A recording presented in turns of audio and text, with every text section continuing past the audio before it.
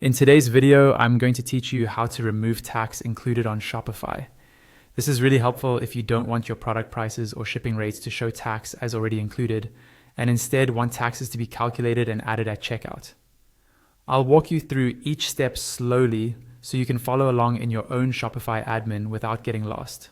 First, go ahead and log into your Shopify store, and you should land on your main Shopify dashboard. This is the home screen where you can see your store overview, orders, and recent activity. Make sure you're in the correct store if you manage more than one, because the tax settings you're about to change will only apply to the store you're currently viewing.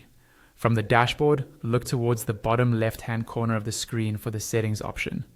Click on Settings. This will open a new page with a list of different configuration areas for your store, like payments, checkout, and so on. We're going to focus on the tax-related settings.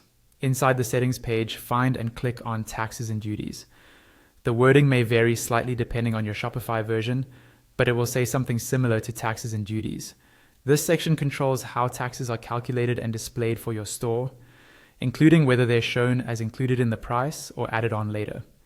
Once you're in the Taxes and Duties section, scroll down until you reach the Global Settings area. Take your time and scroll slowly so you don't miss it. In the global settings, look for the option that says Include sales tax in product price and shipping rate, or very similar wording. By default, this box might be checked if your store was set up to show tax included pricing. To remove tax from being included in your displayed prices, simply untick or uncheck the box next to that option. What this does is tell Shopify that your product prices and shipping rates should be shown without tax included, and that any applicable taxes should instead be calculated and added during the checkout process. This helps your customers see the base price first, with tax clearly itemized later. After you've unticked that box, don't forget to save your changes.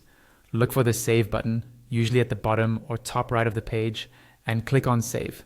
Wait a moment for Shopify to confirm